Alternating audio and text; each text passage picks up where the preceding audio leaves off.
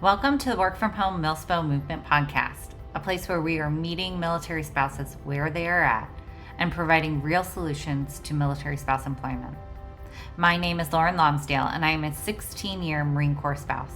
I'm the owner of a creative marketing firm and the instructor behind the Work From Home Milspo courses, which teach military spouses skills to become creative marketing virtual assistants. I am here to provide insight into creating and growing your work from home career, either as a military spouse creative marketing assistant, entrepreneur, or remote employee. Join us as we create a movement towards better solutions for military spouse employment, combat financial insecurities for military families, and work to increase service member retention by helping increase the betterment of military spouse and military family mental health. Hey everyone, and welcome back to the Work From Home Milspo Movement Podcast. I'm really excited to have our guest today coming all the way from the UK. We're on like total crazy opposite sides, not even US. We're both overseas. So that's really cool and really neat because we do the same sort of thing. She's a virtual assistant agency owner. And so I'm really excited to get her perspective on what she's looking for in VA so you guys can kind of learn about what you should be doing and what agencies are looking for in an up and coming VA. So welcome, Kayla Dansby, CEO of Groove VA. I'm super excited to have you here today. Thank you, Lauren. I feel like we've connected so much over the last, year maybe, but have never gotten to be able to do this. So I it's super know, exciting. right? And then I feel like that's such obviously so common with us as military spouses. Um, yeah, I'm like, I know you, but I've literally never met you. So, but Right? I know. So funny. the same today. Unknowingly.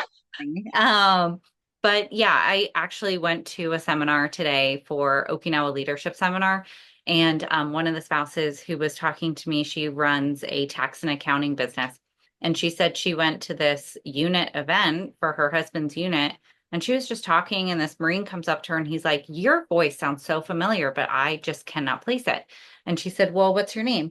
And he told her, and she goes, "You've been my client for the past 9 years."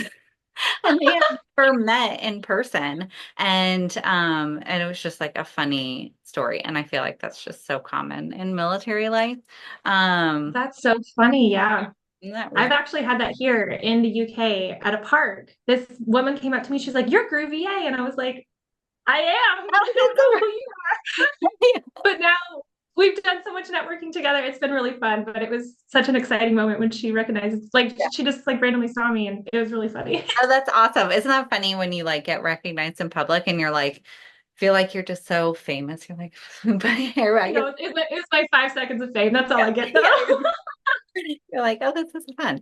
No, that's great. And I love it because we network so much all over the world. And that's why I think and we'll learn soon why you decided to become a virtual assistant, what led you to this path. But I think a lot of us, especially those who are listening, can relate to having something that can be taken all over the world. And that's why we're attracted to something like this.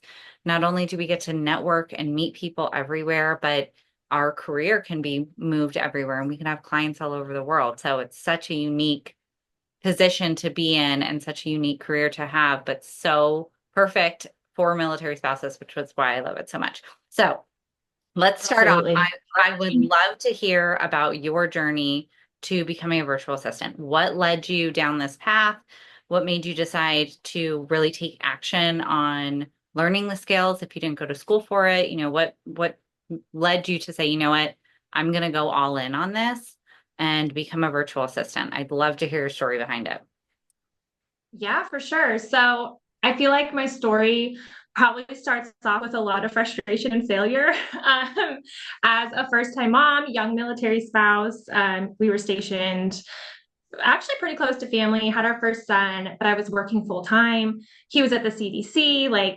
We even moved on base so I could pump and then go nurse him and then go back to work. And it was just this I was constantly on the move. I Yeah. felt like I never got to see him. Yeah. I was so overwhelmed. And that was not the identity I wanted, especially as a first time mom. I'm like, I know it's not supposed to be like this. And I remember having a complete meltdown on the kitchen floor. And I told my husband, I said, the second we get orders, I I'm done. I cannot work full time again. Yeah. And no lie, within 3 or 4 days we had orders, which we were not expecting. And I was Oh, like, this wow. is crazy. We weren't even Manifested there it. for 2 years. Yeah. Yeah, like it was crazy. So I was like, thank you, because this was not going to work out much longer. So we got orders. I put my notice in for my job. We moved, and I was like, well, now what? Like this was, I'm trying to think what year this was. This was 2015. So it's been 10 years now. Yeah. And I actually had a family member reach out, and they're like, hey, like, we need some help with our business. We need help with blogging. Like, we think you'd be the perfect person. We trust you. We know you, like your family. Like, we'll pay for your son to go to preschool. We'll pay you a little bit more if you can do all the blogging. And I was like, this is perfect. So I could send him to school like 2 days a week. I got to blog. I felt like I had a purpose outside of motherhood. I'm also an Enneagram 3, so I'm like, I need something that like drives me. Like it's insane, my like productivity list that I have. Right? But Like that's me. I'm like my list always. yeah. I listened to yours and I was like, we are definitely two of the same people. So yeah, it felt really good to just like have that purpose. And honestly, I never considered myself a VA. I was like, I'm just doing this. Like, this is just what I'm doing. I tried a lot of other things, and I did like an MLM, and honestly, I hated it. It was not for me. So I therefore failed at it. I actually started working at a preschool, which I was laughing because you also did. Once I had my second son, because they got to go for free. I got paid. I'm still doing blogging, like doing all this stuff, just trying to kind of just find my way, you know? Yeah. And I started a laundry business. So I would be like doing laundry. I'd be working at the preschool. I would be doing blogging. And I was like, this is too much. Serial entrepreneur right from the get-go. Yeah. Yeah. I love it. Like, I love that drive that I have within me. Like it makes me feel blissful. Yeah. Big thing, I think yours, just from listening to your podcast and seeing your content, is like you like to educate, and that's like kind of your way of serving. I love to help, and I always thought I would go down this like medical field of like helping people, and it never worked out. It's so hard in the military trying to move around with licensing and all that. So once I realized I was like actually helping somebody with this, I was like, oh, this is cool. With the blogging, and they told somebody else, and eventually I was getting like 3 or 4 people like, well, can you do this for me? And can you, I also want this. So can you like update my spreadsheets and, just like other tasks? And it just kept building. So I eventually stopped working at the preschool. I stopped doing the laundry business, and people kept coming. I was like, this is awesome. But I think there was a point where I was like, oh, I think I'm a virtual assistant, like I think that's what I'm doing. But I never was like, I didn't like seek that out originally. I actually got to a point where I had like a wait list because I was like, I can't do this anymore. Like I was drowning in the work I had. So thankful for it, but it was becoming a lot. And I always had this heart for serving the military spouse community. And I'm like, well, how can I put this all together in a way that we can serve clients? I can serve the military spouse community. And I can still be the mom. Like I still need to be mom. And so built my team of military spouses, got that wait list, went through the wait list, got people served, paired with a VA, and here I am.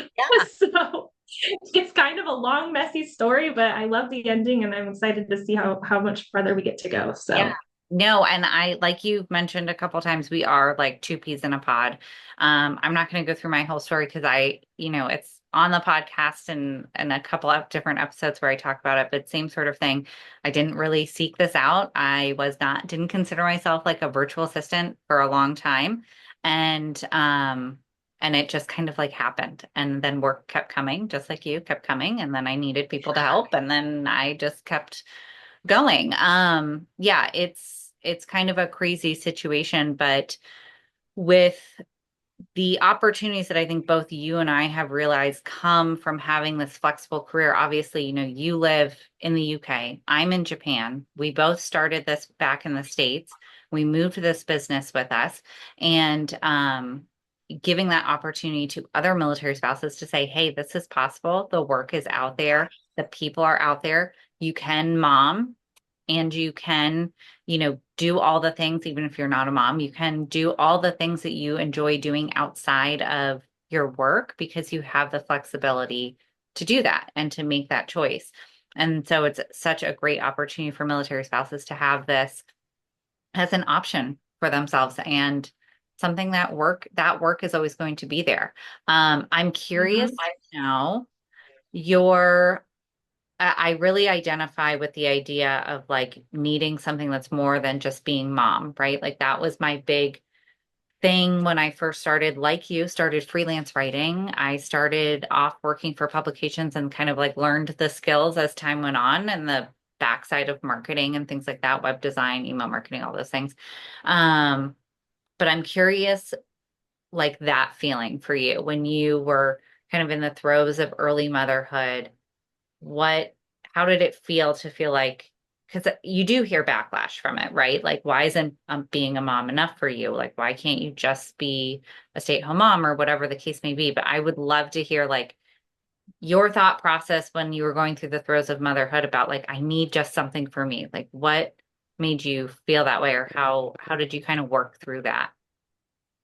Yeah, that's actually a fun question to answer. I think as a first time mom, well, even like while you're pregnant with your first, you kind of have this like vision of like what it's going to be like. And I love my kids. Like I would do anything for them, right? Like they are my first priority, everything. Yeah. However, those first few months, I was kind of bored. Right? I was like, oh, I and I don't want to put down other moms' experiences, but like it was easier than I thought it was going to be. I was so thankful I didn't have to go through postpartum depression or anything like that. I was so thankful. But then I was kind of like, well, like what do I do? Like, you know?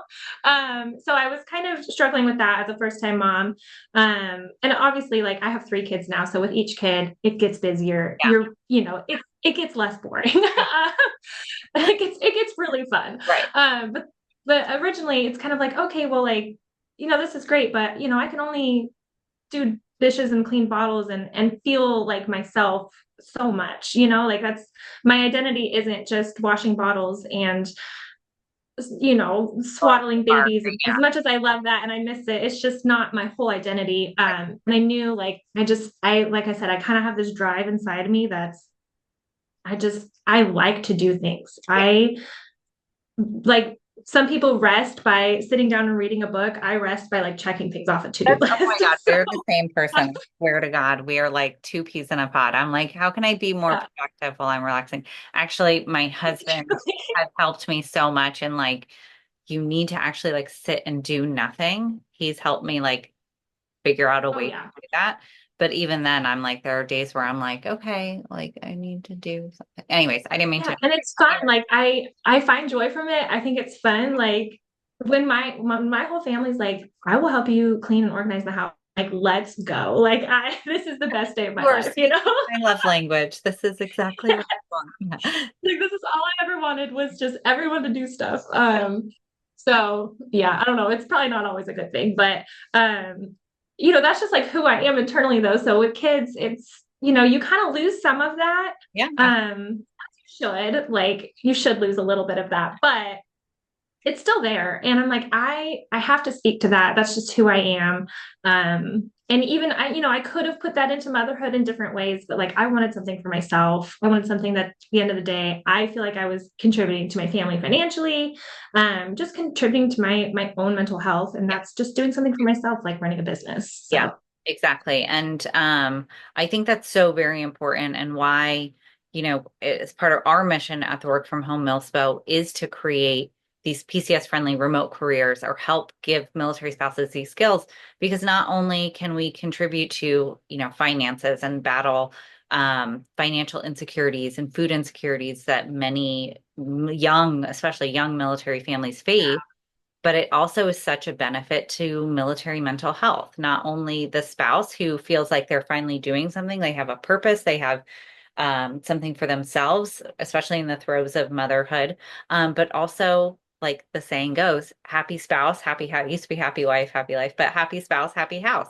When yeah, you are happy as a spouse and you feel like you're contributing to your family and you feel like you have something for yourself and you have a career that can follow you and you're not panicked about what I'm going to do at every new duty station. How am I going to find a job or childcare or find my way around this new base and this new location and living overseas? How am I going to drive on the wrong side of the road? Like, you Oh my know, gosh, all yeah. these that are scary and terrifying for part of being a military spouse and having something that you can say, you know what? I'm going to pack up all my stuff. I'm going to take some time off to move, but then I'm going to sit back down and continue working. Like, what a relief to have that, and how much happier it makes the family unit to have a Oh, for spouse sure. who, if they enjoy, if that's what they want to do, they want to work, they want to do something, but they also want to be able to have the flexibility. I mean, how much more enjoyable does it make military life when you are like, well, it's no big deal. I don't have to worry about finding a new job or finding a daycare or being on the wait list for the CDC or doing all these things when I know I can just sit down at my next duty station, set up my home office and be ready to go. Like, it's such a Absolutely. And blessing. I think you and I can both relate, especially to like the overseas types moves. Like they're expensive. Yeah. They are, it is, you think if you're outside the military and you're listening to this, like we have to pay for so much Yeah. even, and we're not going to get reimbursed for it. And Right. it's scary. Yeah. And so knowing that like we were okay financially, like it was no big deal. Now that we're here and settled, I mean, we've been here for a while, but like, we don't get paid to go travel and have fun either. So Yeah. it's like, and there's a conversion rate and all this stuff we have to just navigate. And so it just really helps having that financial support from my business Uh-huh. because we can go travel all of Europe for 4 years and it's amazing. Yeah, So exactly. Yeah, and that's what um, we are in the same boat with being overseas, and my income, we try and keep it where my husband's income is what supports the family, right? Like that's what we focus on for that. And my income is supplemental. And being able to do those things like travel. I actually got a comment from somebody on YouTube who, like, when I was put up a reel about like all of our different travels that we've had since we've been here, and they said something like on the military, all on the US taxpayer dime. And I was like, you guys don't pay like for this. actually no. Yeah. We pay for this. You're Like, like, I hustled for this.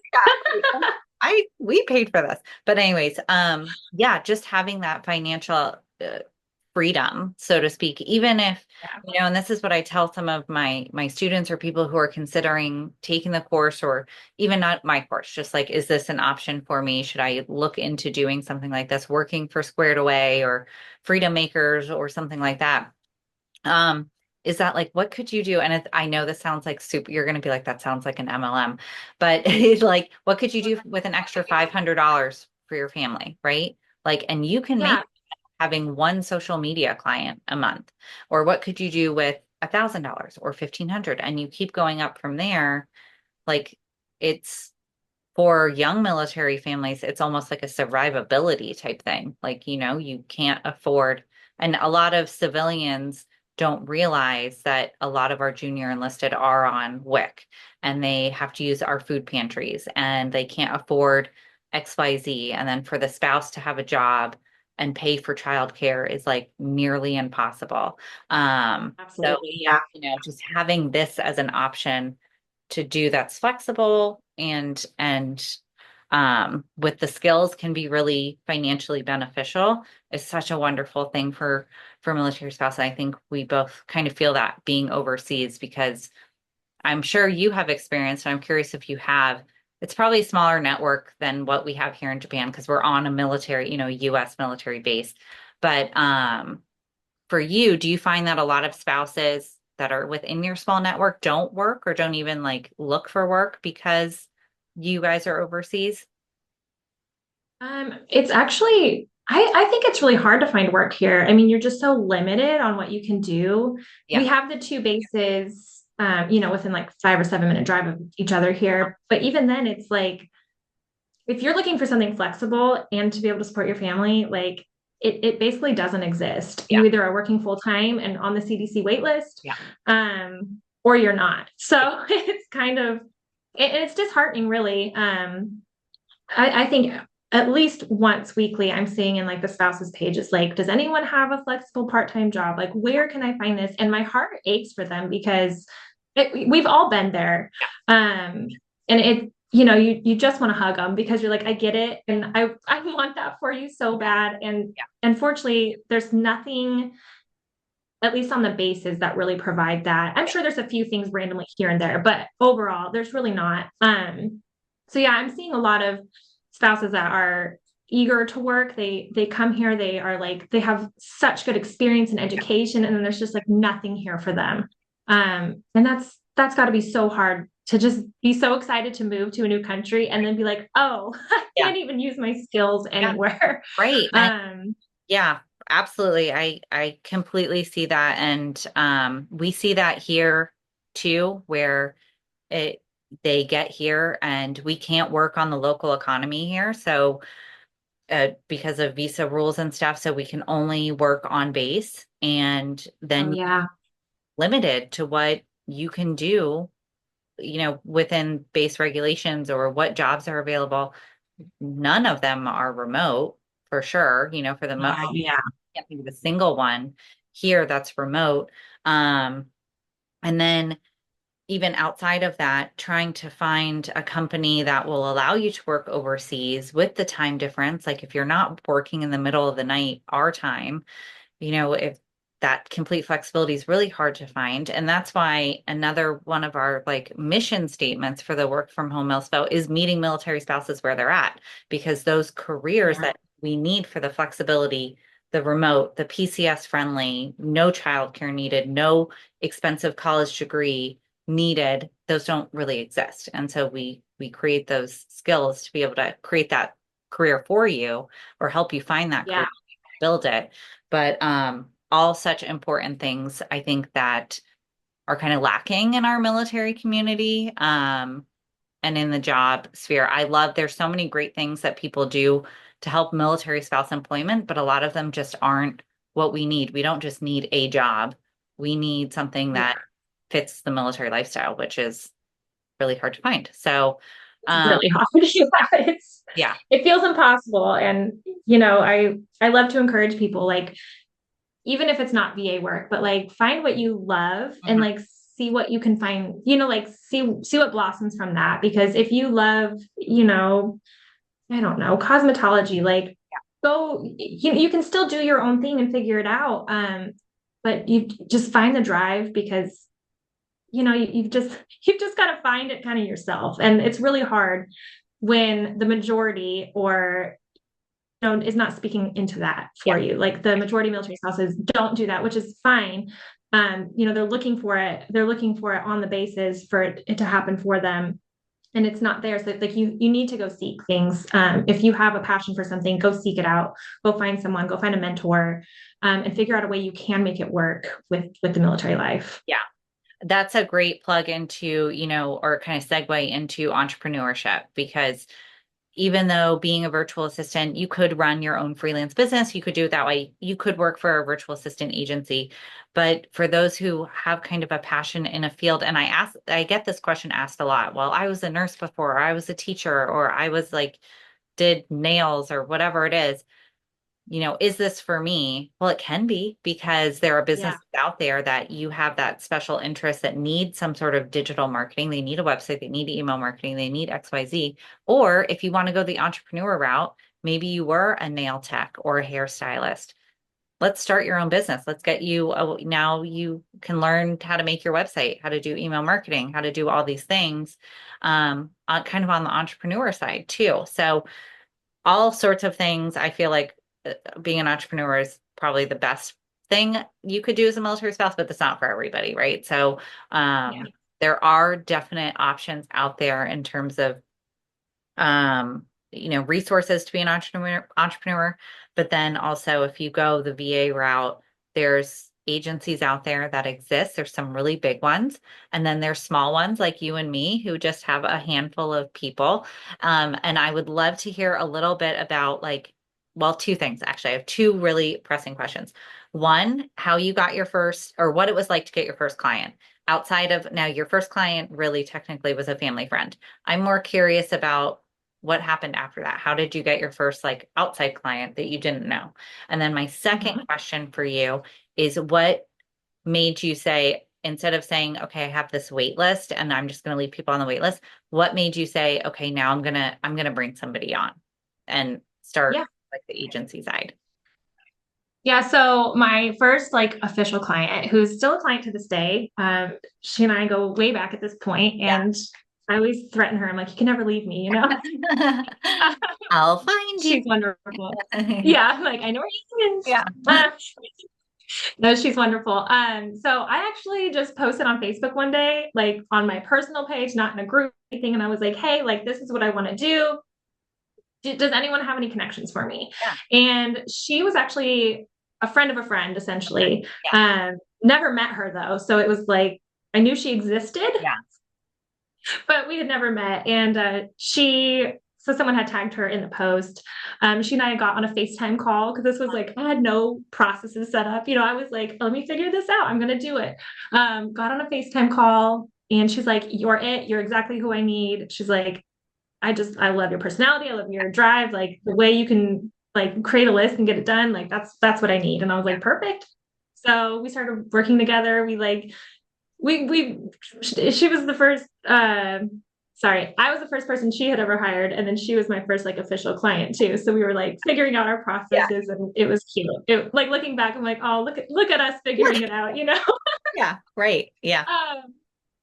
But yeah, so still a client to this day, and so yeah, we just go way back. But really, it's just it was just putting myself out there essentially for my first client. And it was scary. And I was like, is anyone even going to see this post? Yeah. Like the Or fear. is someone going to judge me? Like, these are all my friends and family. Like, is someone, oh, here's Kayla looking for something, But Right. it really, like, I have learned so much from this client because at this point, I feel like her business is like my stepchild. It's like, it's not mine, but like, I Really have so much, yeah. I'm so in it. Yeah. So I've really learned so much from her too. And I just really value her as a client. So, your first client, I think you treat them so well because you're so excited and you want to do everything for them. And that was really exciting for me. So, it worked out for me. Yeah. I love And that. then what was the second question? It was, It was, how, yeah, bringing on your first team member. What made you decide to go take that leap? Because that's a huge leap as a entrepreneur, solo entrepreneur, bringing somebody on your team. yeah. Yeah. So it was, what year was that? I think it was about 6 years ago. I had hired my first team member. Man, that seems like yesterday, but I'm trying to think. Like it was like 2019, maybe 2020. Okay. I'm trying to think back. Anyways, it was really like I had this, handful of people that were like, I would love your help, like whenever you're ready. I had this like side thought of how can I pour into the race bus community because I see like at that point it was more like I'm seeing like lonely people. Like how can I pour into that? And I was like the key spouse and just helping with that kind of stuff at the time. But that wasn't it. Like I was like, I don't feel like this is, Yeah. I don't know. It felt like some friction still. Yeah. And so a lot of conversations with my husband, I'm like, well, how can I do everything I want to do without burning myself out essentially? And so we were like, well, what if this virtual assistant thing, because we had like pinpointed what it was at that time. Yeah. He's like, he and I like just had a lot of talks about like, well, how can we make this something where we can kind of bring all your dreams and desires together, make it your huge passion project, and kind of see what goes from there. And so that's exactly what we did was I just posted on like the local spouses page at the base we were at. And I was like, hey, like I'm looking for someone to help me. I kind of need these skills. I need, you have flexibility and all this stuff. And so I'd hired my first team member from there. And although she was local to me, she's like an hour away from me at the time. It was all still like virtual. We like never actually got together, which is so funny to me, like hindsight. But she helped me with a lot of clients. And then I was able to like, add more, and then we'd add another team member. And then I've eventually learned to hire the team members first and then bring on more clients. Yeah. But it's just how you live and learn in business. Yeah. So it was really just bringing together my skills, my desire for helping the military spouse community, and kind of realizing like we want more kids. We're going to move. There's a lot going to happen in the future. Like, how can I bring this all, like merge it all into one lane? Yeah. Yeah, absolutely. Now, I want to ask you a question that's more like on the entrepreneurial side, just out of my own curiosity, because the one thing that I'm sure you hear from clients or potential clients a lot is the investment, right? So, like, as a Mhm. business owner, the first thing that comes to your mind is like, well, this is going to cost me money to pay for somebody to start helping me. And that's Yeah. a question that entrepreneurs have, right? Or business owners have. Say, okay, now I'm going to bring in a VA, but you're going to cost me money. I'm curious how you kind of combat that only not only internally, but also with potential clients, like explaining, because this is a question that a lot of new VAs come up with is like how to, really showcase your value as a virtual assistant to clients and Yeah. to potential clients to say, hey, this is not like a cost, but this is actually an investment. And then yourself as an entrepreneur saying, in order to grow my business, because a lot of our students want to get into a space where they can hire team members, um, to say, okay, yeah, I'm gonna lose a little bit of my potential income, but in the end, it's gonna help me grow and scale. So Yeah. how did that work out for you? I think first of all, like being confident, just even when you're freaking out inside, like just showing up confidently, showing up, because if you're questioning it and if you're insecure about that, Yeah. they're gonna pick up on Oh, for that. sure. So yeah, so showing up confidently, even if your legs are shaking, just show up. Yeah. F it and figure it out is like my motto. Like I say yes, Yeah, and I'm like, I'll figure it out. It's fine. exactly. Yeah. And everything is figure outable. So I think that's a great, mindset to have about it. Something I've learned along the way is I do like to put a starting price on my website, Mhm. because you're already weeding out people Yes. who are fearful of those prices. And if they still book a call, like then they're curious. Like Yeah. even if they're like hesitant about it, it could be something that happens 6 months later when it Yeah. is in their budget or Right. when they are ready to like say, okay, I'm going to dive in and do this. Yeah. But a conversation that I love having with potential clients is kind of understanding their pricing a little bit, Mhm. understanding their pain points, and then kind of telling them, like, hey, you're spending 10 hours a week doing, we'll say social media as an example. You're spending 10 hours a week doing social media. Okay. If you spend 10 hours a week moving the needle forward in your business and finding more clients, like this is how much you're going to make Yeah. versus how much you're going to spend on a VA. Yeah. Essentially, they're wasting money by not hiring a VA, Yeah. is really like the end result I like to show them. And it's so true Yeah. that a lot of business owners, and I know you and I have probably fallen into the trap from time to time of like, I'm just gonna like dive in, I'm just gonna focus and Easier get to this do it done. myself. Yeah. Yeah. Yes, but really, if I spent the hour to just make an SOP and send it to one of Right? my Yeah. teammates, Yeah. it's so much faster Yeah. and it's yeah, it's actually cheaper in the end It because is. really I Yeah. could have booked 2 or 3 discovery calls while they got that done Yeah. and had a new client or two come in versus me doing that, Mhm. feeling burnt out, and then still like feeling resentful about having to do things that do move the needle forward. Yeah. So, um, and you kind of have to put yourself in that potential client's shoes too, because even if it isn't in business, in life, we've all been in a situation where we need help, Yeah. and it does cost money to get help sometimes. So just putting yourself in that position and like just like your heart posture when talking to them is just super important too. Yeah. So hopefully that helps. Yeah, no, that's all great advice. And I think you're spot on that, really showcasing that, hey, the time you spend doing XYZ is actually not costing you like the cost of a VA. It's costing you a lot more because you are losing Yeah. so much.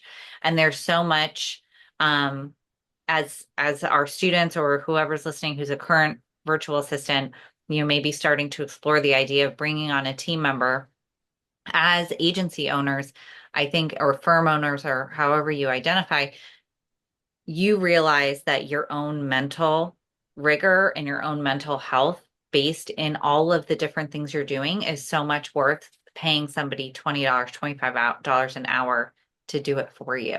And Absolutely. so it is wherever you are in your VA journey, if you are taking on clients and you're trying to convince them that hiring a VA is worth it, or you're trying to convince yourself that bringing on a team member is worth it. Those are two, really great things to remember. Your time is money and your mental health is money too. And, kind of keep, Absolutely. yeah. Okay. So Absolutely. I would like to dive into you as an agency owner. When you are Mhm. bringing on a team member, what are you looking for in that team member? What is something that either like strikes you right off the bat that says you're going to be a good fit? Or what skills are you looking for? What do you and I know this depends on what each agency does, right? Like some are very focused in marketing, some are very focused in admin and like executive assistant stuff. But in terms of generalities, what are you looking for in skills? And what is something that you're like, this is a rock star VA. I know she's gonna be amazing, and makes you say, all right, you're on the team. Yeah. So like personality and character wise, um, it's kind of funny because most of my like interviews is not really interviews. I just want to talk to somebody. Like I want to see how you are. What do you do? Like what do you like to do? Like because if you just like to watch TV shows all day, like you're probably not a good fit. Like Yeah. I want you to like, do you love hiking? Do you love whatever? Like I want you to have a passion because I feel like you I don't know, it just shows who you are a little bit more when you stand out a little bit. Yeah. Um so I usually don't even go into a lot of like work skill when I do like an interview with a potential VA for our team. A little bit, but not so heavy on that, especially when they're coming from your course because I already know what they've like learned.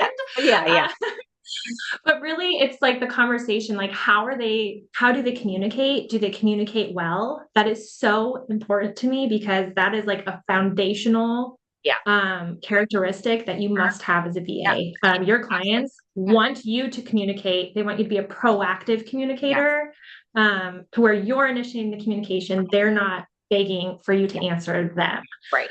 So that's like probably number one is communication. Self-drive. I like-minded people. Yeah. So if I have to micromanage somebody or feel like maybe that's, what it would end up being, like Yeah. it's probably a no-go for me. But if, we have like our project management tool. So if I know you're going to go in there and you're going to mark your stuff off, you're going to like handle your tasks. Yeah. I mean, obviously I'm there to support and answer questions and things like that. But if you're just like not doing it, I'm like, hello. Yeah. So, Yeah. self-drive, definitely. And I think that's huge as a VA in general, because again, like you're the one having to wake up and do the work. Yeah. No one's waiting for you to clock in at 9 a.m. And you have to do it. Mhm. Um, and then really, I like to say like a servant's heart. These people need help. Our clients don't come to us because we're just fun to have. Like they Yeah. actually need help. Yeah. It affects their life. Their business affects their life. So if we can help their business and their business ends up thriving, Uh-huh. then their life is also going to thrive because they're not as stressed about the business. Yeah. Like it's just this whole, Yeah. domino effect. So like having that heart to help somebody and understand like just business can be hard, and just having the heart to show up and help, I think is huge. So Yeah. I would say those are my top three things: communication, self-drive, and like a servant's heart. Yeah. Those are, Skill wise, go ahead. Sorry. yeah, sorry. Go. Skill wise, I love to see people with like SEO, website design, social media management, just general admin tasks. But mainly like understanding the marketing strategies concepts Mhm. is huge. Even if you've never done it, but you've like done the other stuff, if you've been in Honeybook, if you've seen MailerLite and Flowdesk, like it'll all come together pretty easily if you can understand the concepts of it. Yeah.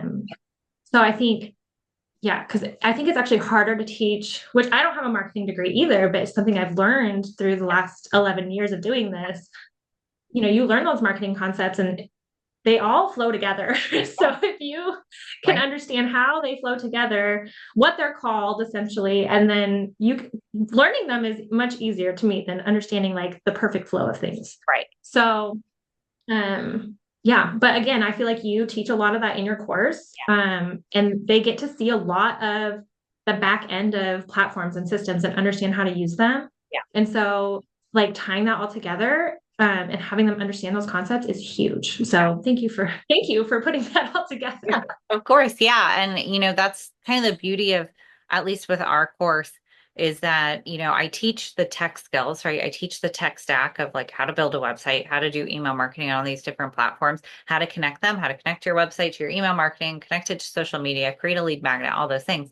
But our cohorts really dive into the marketing strategies and talk about, working with clients. What are you going to come across? What are you going to experience?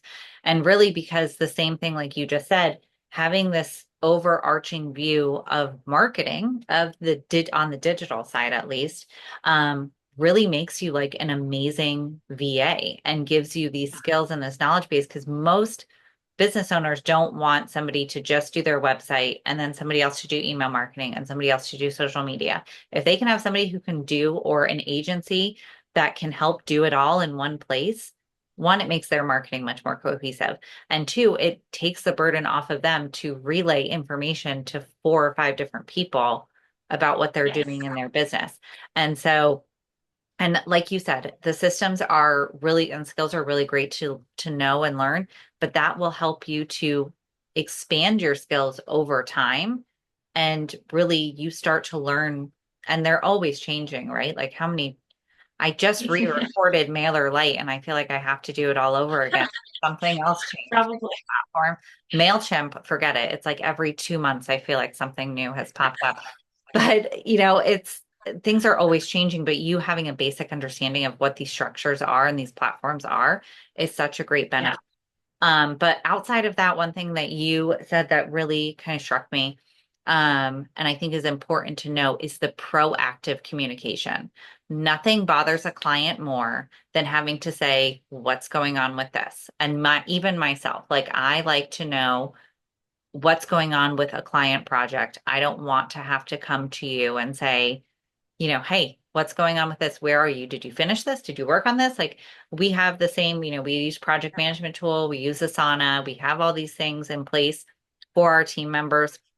But I can, what you said about proactive communication, that's probably like what is going to set you apart from other virtual assistants, is saying, 1,000%. update, this is where we are in this project. Like our team does weekly updates to all clients. Every Monday, clients get an email saying, is there anything you need for your project? Or this is where we are. This is what I need from you, whatever it's going on. So at least a client feels like we are touching base. But I love that. I love the term and the expressing out loud that you have to be a proactive communicator. You have to say what's going on with the project. No client Yeah, wants to feel like they just spent hundreds or thousands of dollars and no clue what's happening. absolutely. And as an agency owner too, like I mean, we're still pretty small. I have 8 team members. Um, so I'm still kind of like project manager slash Yeah. CEO, right? Like, so I'm still in every Slack channel. And if there's ever an issue, like I'm still CC'd on the emails and things Right. like that. But even from that viewpoint, I still need to know what's going on, because if I have a client, which never, honestly, never really happens, but if someone were to come to me saying, hey, so and so is not doing anything, like I need to go be able to look and see too. Um, so it's really going to benefit any VA, honestly, any person in any Right. career field It's ever. true. Like, It's true. please, like just in life in general, but especially as a VA, like that your client is already burnt out. Your client is already overwhelmed. There's a reason they have you. The last thing they want to do is be like begging for information from you. Yeah. So Yeah. we actually do, like in our team calls, we do proactive communication training. I put it out there. I'm like, this is exactly what we expect. We have those then like reflected in like our ClickUp, which is our project management. So it also reminds our team members to reach out, Yeah. but it's, yeah, I get life gets crazy and there's always moments where we don't, but like 99% of the time we need to be proactive communicators. Yeah. Absolutely. And I think that's really important. And I love that because I find that to be very valuable as a virtual assistant. Like I said, I think it's keeps you, or it makes you stand out from others when you are able to do that. And client retainment, like if your client feels like they can trust you with their stuff and you're communicating, they're going to be more likely to stay with you for years on end. So I think that's really, really valuable. Absolutely. Yeah. Um, Absolutely. Yeah, I mean, this was great. There's so much, but I feel like we could, first of all, I feel like we're the same person, so that's really fun. We even wear the same sweatshirt, so we have to be on the same Yeah. page somewhere. Yeah. And we're not even close to each other, physically close to each other. So this was really fun. And I probably could talk to you on days on end, not only about, being a virtual assistant and being an agency owner, but all things entrepreneur wise. Eventually as our students continue to grow, I'd love to have you back on to talk about really more like the agency growth side of things and really dive into writing your SOPs and, client or not client management, but team management and how that works. Because I think a lot of our students are already starting to get to that point who started our course, 3 years ago. And now we're kind of Awesome. getting to the point where they're starting to look at hiring team members and grow their business, their own personal business. And that'll be really fun to talk about too. Today, I wanted to focus on Yes, I would love that. students and our newer side of VAs, but eventually we all kind of start. Maybe we don't intend to do it, but a lot of us go towards that growth phase of becoming agency owners and having team members and things like that. So this was a Yeah, lot. that's awesome. Yeah. Yes, thank you for having me. Of This is course. so awesome. Yeah, I really appreciate you taking the time. During your busy day, kids are at school and you've got things going on, your own clients and your own team. So I appreciate you taking the time. It was really fun. And I so appreciate your support of our students. I didn't mention this before, but Kayla has hired what? I think you said five Yeah, I just of hired our the fifth one. students Yeah. from the Work From Home Milspo courses. So I so appreciate, because at the end of the day, of course, I can teach them the skills, I can send them out into the world, but I can't hand them a job. And so that's the goal, right? Is for them to find these careers. And so having five of my students work for you and find a job after the course is so amazing. And I'm so appreciative of you supporting our students. And I know they are too. So thank you so much. Yeah. Well, right back at you because I appreciate from a business owner standpoint to have the people educated coming in, but also from military spouse standpoint, just your Yeah. support for that community. So I really appreciate it. This is my passion project. This isn't the Work From Home Milspo is something that I started because I thought it was important in the military spouse community, but it is the passion for me outside of, I have my business, I have my marketing firm, but this is like what I'm always thinking about wanting to dive more into and Yes. dig more into because it is so important, I think, So for important. Yeah. to have these You're opportunities. doing great. Oh, you Keep too. it up. You're doing Yeah, I awesome. know. Awesome. And I'm so glad we connected on social media. And when you talk about networking and you talk about meeting these military spouses, like we said at the beginning, Kayla and I have never met in person, but I feel like I know her because I see her on social media and we like each other's stuff and we're virtual supporters of each other. And it's so wonderful.